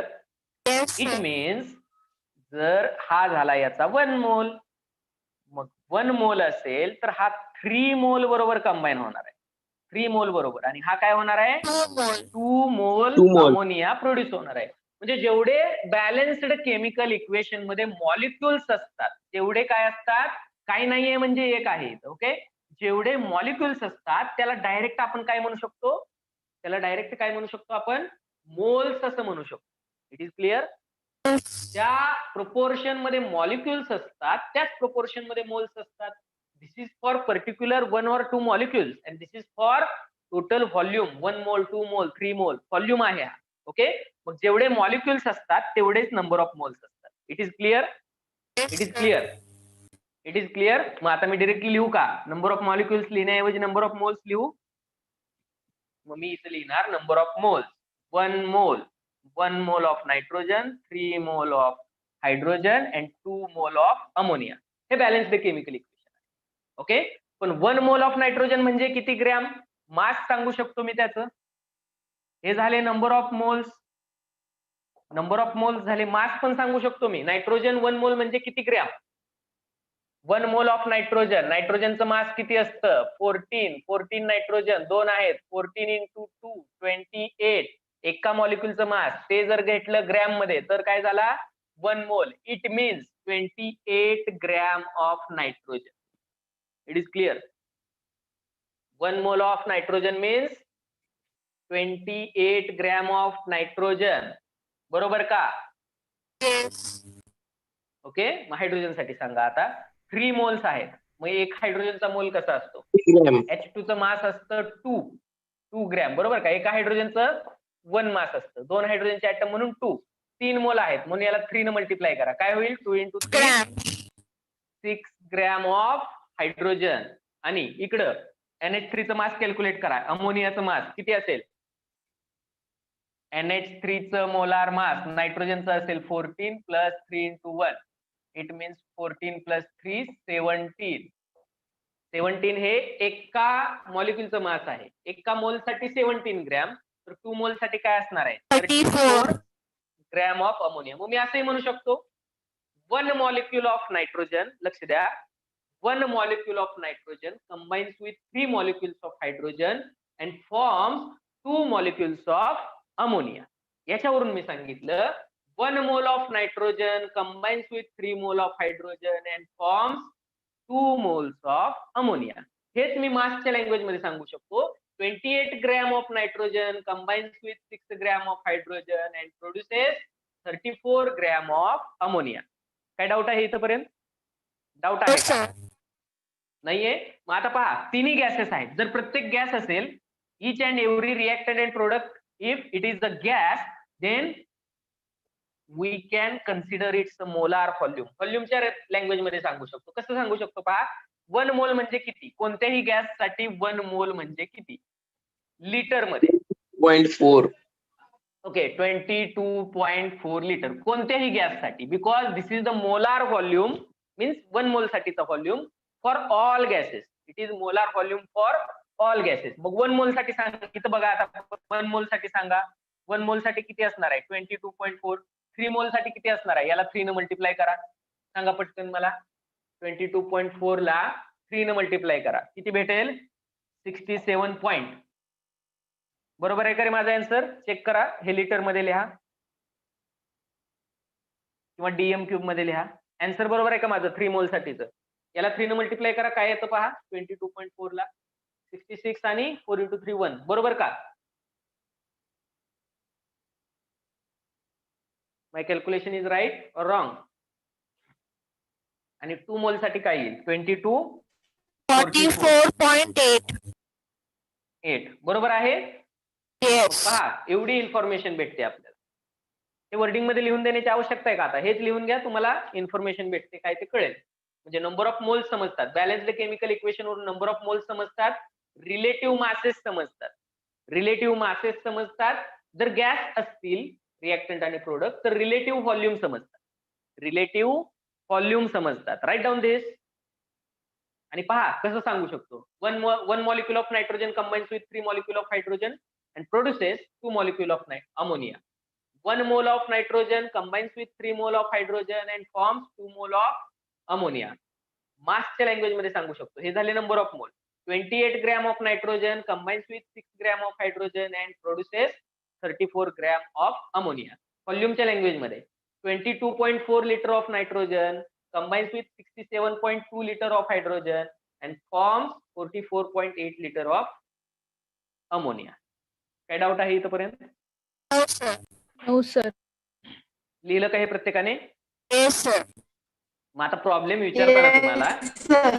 इथं प्रॉब्लेम विचारला जातो. नंबर ऑफ मोल्स तर आपण लिहू शकतो, रिएक्शन पाहूनच लिहू शकतो. इथं प्रॉब्लेम विचारला जातो. एक तर या तिन्हीपैकी एखाद्याचं मास विचारलं जाईल तुम्हाला. याचं आणि याचं मास दिलंय, याचं मास विचारलं जाईल. याचं आणि याचं मास दिलंय, याचं विचारलं जाईल. ओके, याचं आणि याचं दिलंय, याचं विचारलं जाईल. होऊ शकतं पॉसिबिलिटी. आपण या इक्वेशन वरून युनिटरी मेथडने कॅल्क्युलेट करू शकतो. म्हणजे पहा, जर तुम्हाला विचारलंय या रिएक्शन मध्ये 28 ग्रॅमच्या ऐवजी जर 14 ग्रॅम ऑफ नायट्रोजन काय झाला, हायड्रोजन बरोबर कंबाईन झाला एक्सेस अमाऊंट मध्ये, तर किती अमोनिया काय होणार आहे, तयार होणार आहे. तर आपण काय करू शकतो, जर 28 ग्रॅम साठी 34 तर 14 ग्रॅम साठी किती, याला युनिटरी मेथड म्हणतात. क्रॉस मल्टिप्लिकेशन करणार, याने डिवाइड करणार, आन्सर भेटून जाईल आपल्याला, जसं आपण एमसीक्यू सॉल्व्हिंग साठी करत होतो. सर परत सांगा ना सर. किंवा घेणार आहे, प्रॉब्लेम घेणार आहेत आपण याच्यावरचे. किंवा या तिन्हीपैकी दोनचे मासेस व्हॉल्यूम दिले जातील, एकाचं विचारलं जाईल. ह्या दोन्हीचं दिलंय, याचं विचारलंय, याचं दिलंय, याचं विचारलंय, असं करू शकतात. किंवा मास दिलेला आहे एकाचा आणि एकाचा व्हॉल्यूम दिलेला आहे, असंही विचारलं जाऊ शकतो. So problems based on mass mass relationship, problems विचारले जातील तुम्हाला मास मास रिलेशनशिप वरती. म्हणजे दिलेलं पण मास आहे आणि विचारलेलं पण मास आहे, तर त्याला म्हणतात मास मास रिलेशनशिप. किंवा एकाचं मास दिलंय आणि व्हॉल्यूम विचारलाय, तर त्याला आपण म्हणू शकतो मास व्हॉल्यूम रिलेशनशिप. आणि जर आपल्याला प्रॉब्लेम मध्ये व्हॉल्यूम दिलाय आणि व्हॉल्यूमच विचारलाय, तर आपण त्याला काय म्हणणार, व्हॉल्यूम व्हॉल्यूम रिलेशनशिप. पाहायचे आपल्याला याच्यावरचे प्रॉब्लेम, कसे प्रॉब्लेम विचारले जातात. स्टॉइचियोमेट्रिक प्रॉब्लेम, याच्यासाठी परत number of moles, molar volume, जे फर्स्ट चॅप्टर मध्ये शिकलोय ते सगळं युज करायचं. त्यामुळे ते विचारायचं. स्टॉइचियोमेट्री याचा अर्थ काय आहे? स्टॉइचियोमेट्री म्हणजे काय? स्टॉइचियोमेट्री म्हणजे जर केमिकल रिएक्शन, जर बॅलन्स्ड केमिकल रिएक्शन वरून आपल्याला एवढी सगळी माहिती भेटते, एवढी सगळी माहिती भेटते, तर ह्याच्या आधारे आपण जे कॅल्क्युलेशन करतो त्याला सायंटिफिक टर्म आहे स्टॉइचियोमेट्री. स्टॉइचियोमेट्री म्हणजे असते एक प्रपोर्शन. स्टॉइचियोमेट्री म्हणजे काय असते, एक प्रपोर्शन. हा सायंटिफिक टर्म आहे, केमिस्ट्रीमध्ये यूज केली जाणारी. स्टॉइचियोमेट्री म्हणजे काय पहा, 1 मोल जर 3 मोल बरोबर कंबाईन होते तर आपण सांगू शकतो, किंवा 28 ग्रॅम जर 6 ग्रॅम बरोबर कंबाईन होते तर 14 ग्रॅम किती बरोबर होईल. 1 मोल जर 3 मोल बरोबर होतोय तर हाफ मोल किती बरोबर होईल. 22.4 लिटर जर 67 लिटर बरोबर काय होतोय, कंबाईन होतोय, तर 5 लिटर किती बरोबर कंबाईन होईल. हे युनिटरी मेथडने आपण काय करू शकतो, सॉल्व्ह करू शकतो. मग हा जो आपल्याला डाटा भेटतोय, हा जी काही इन्फॉर्मेशन भेटते आपल्याला याच्यावरून, तर ह्या रिलेटिव्ह मेथडने जे आपण सॉल्व्ह करतो त्याला स्टॉइचियोमेट्री असा शब्द आहे. सायंटिफिक टर्म आहे हे, म्हणजे प्रपोर्शन असतं. स्टॉइचियोमेट्री म्हणजे प्रपोर्शन असते. या 3 टाइपचे तुम्हाला काय केले जातील, प्रॉब्लेम विचारले जातील. पाहूयात का एखादा प्रॉब्लेम कसा विचारला जाईल. Yes sir. प्रॉब्लेम घ्यायचा, एखादा प्रॉब्लेम, एक प्रॉब्लेम Yes. घेतला तरी तुम्हाला सगळं समजून जाईल. तिन्ही रिलेशनशिप समजते. स्टॉइचियोमेट्रिक प्रॉब्लेम कसे विचारले जातील पहा. Let me see. Okay, calculate the mass of carbon dioxide and water formed on the complete combustion of 24 gram of methane gas. Okay, mass of तुम्हाला विचारलेला आहे मास रिलेशनशिप विचारलेलं आहे. मास ऑफ कार्बन डायऑक्साइडचं मास आणि काय विचारलंय वॉटरचं कधी 24 gram of methane on complete combustion. Complete combustion of mass दिलेला आहे 24 gram of methane.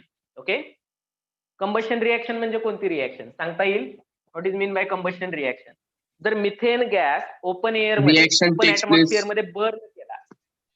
Okay, open air मध्ये बर्न केला. बर्निंग रिएक्शन म्हणजे काय असणार आहे? मिथेन गॅस जाळला थोडक्यात, तर त्याला म्हणतो आपण combustion reaction. In presence of air म्हणजे एअर मध्ये कोण असतो? Oxygen. Presence of air. Methane gas एअरच्या प्रेझेन्स मध्ये म्हणजे कोण लागतो कंबशन रिएक्शन साठी?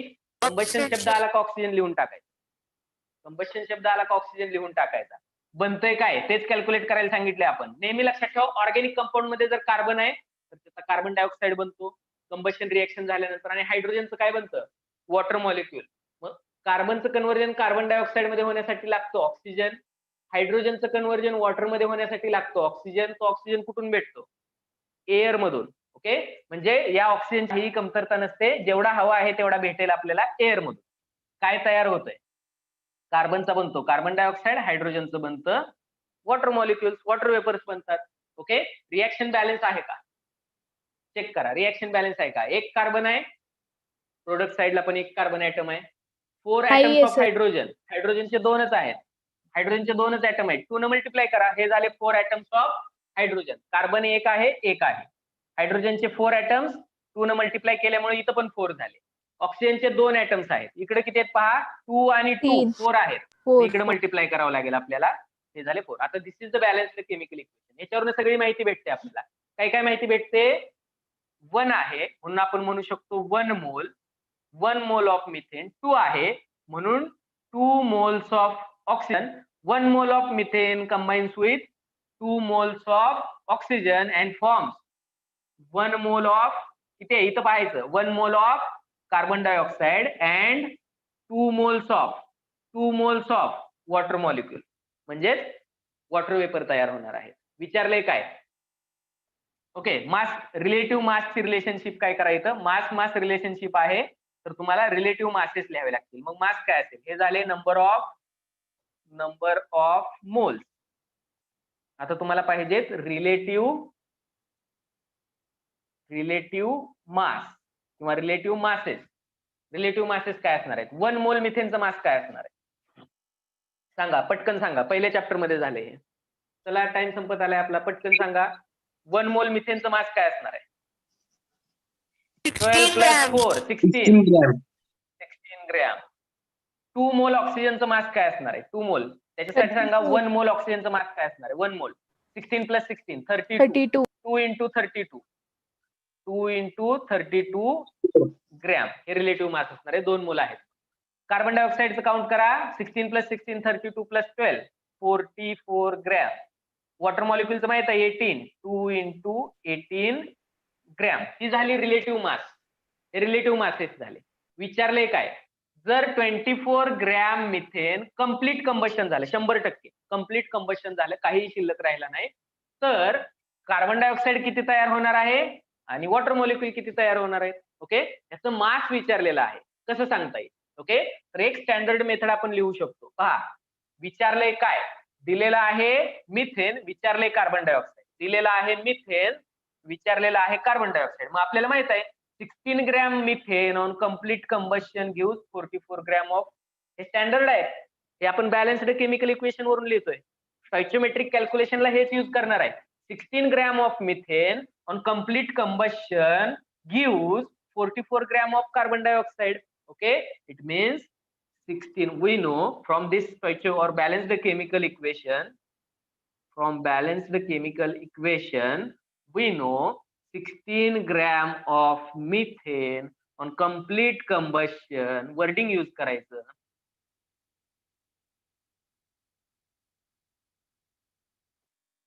complete combustion gives किती 44 ग्रॅम ऑफ कार्बन डायऑक्साइड. जे दिलंय आणि जे विचारलंय त्याचा रेशो लिहायचा फक्त, बाकीच्यांची आवश्यकता नाही. Okay. therefore 24 gram of methane is equal to how much. कसं करणार? हे झाली युनिटरी मेथड. काय करणार? Cross multiplication. या टर्मनं मल्टिप्लाय करायचं. पहिली जी टर्म आहे ती डिनॉमिनेटरला येईल, डिवाइड होईल. म्हणजे 24 into 44 divided by 60 is equal to किती ग्रॅम भेटेल? कार्बन डायऑक्साइड किती ग्रॅम भेटेल? Yes 66 grams. 66 gram of CO2. मला वॉटर साठी करून दाखवा. हेच याच्यावरूनच रिलेशन लिहायचं आहे वॉटर साठी. नाउ फॉर H2O कसं सांगता येईल पहा. we know 16 ग्रॅम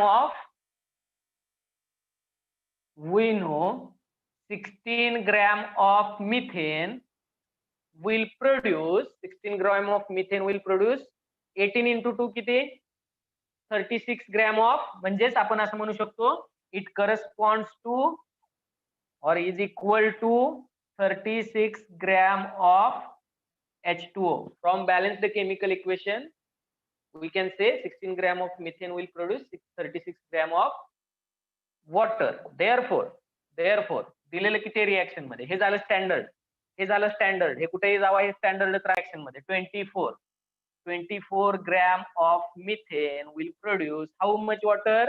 करा cross multiplication. 24 into 36 divided by 16. काय आन्सर भेटतंय? 54 grams of water.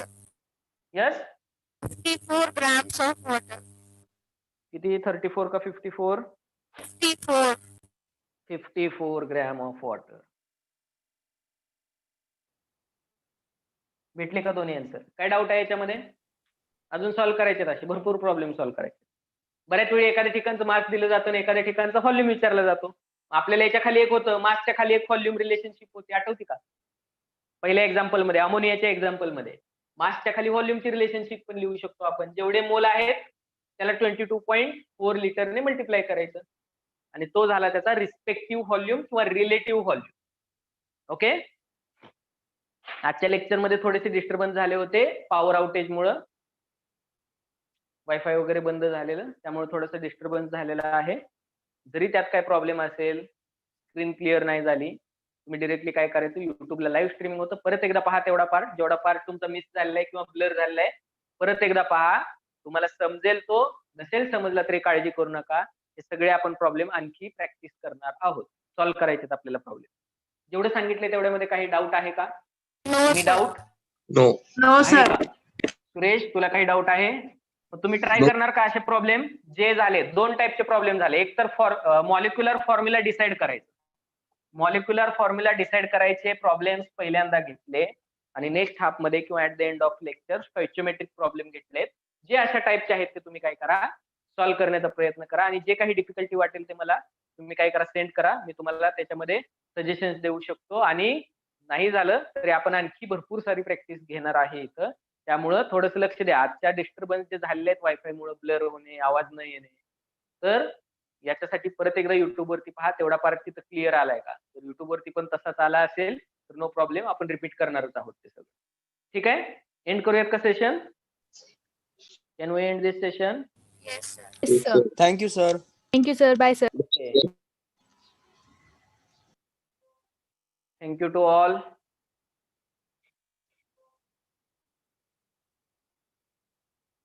Bye bye. Have a nice day.